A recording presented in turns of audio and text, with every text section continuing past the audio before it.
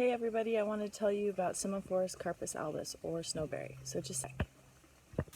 So this plant right here is Semaphorus carpus albus, or snowberry, and it has white berries on it, which are poisonous. So do not ever eat a white berry. Just kind of a rule of thumb. But it's very beautiful, and it has leaves that start off as normal leaves and then will have lobes in it that kind of give a similarity as poison oak. So, but it's not as glossy, so that's something to note.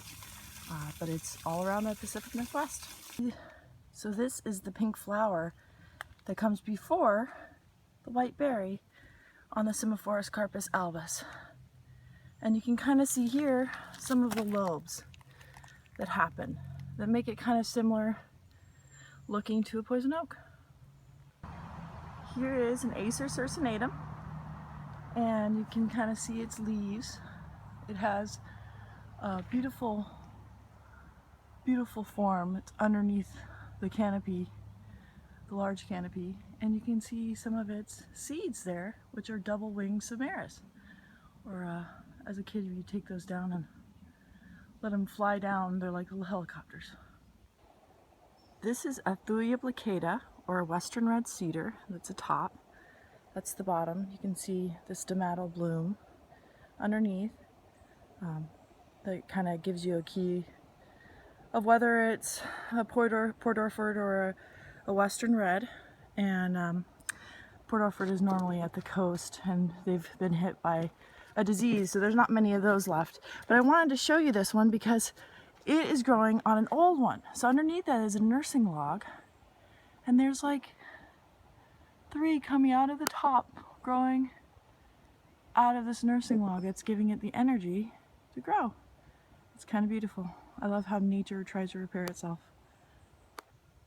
This is the Oregon grape, or Mahonium aquifolium. It's taller. There's 3 different forms of it. They have different names, and I just wanted to show it to you. It's our state plant, I believe, which is kind of neat. It's kind of the sharp edges, and it's kind of a cool plant. Here's a picture of some of its grapes.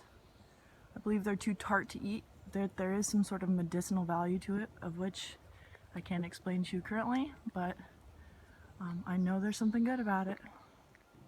So here is a hazelnut, or Corylus cornuta californica, and they're very soft leaves, or pubescent, and sometimes they do have nuts on them.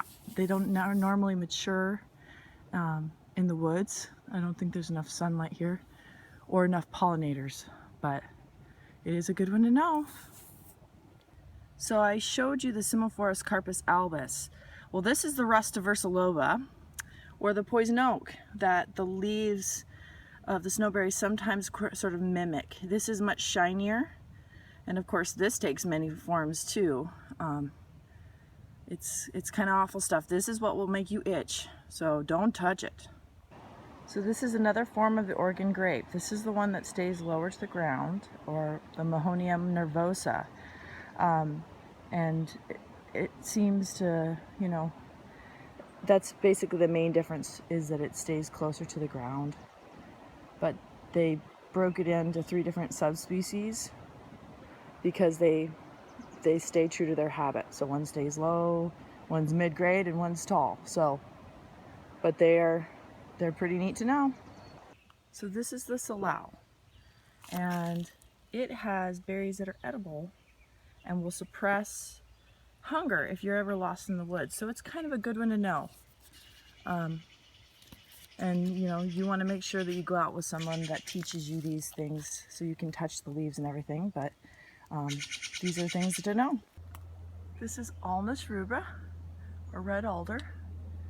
You usually find it around streams and creeks. It's nitrogen fixing. It's very good for the environment.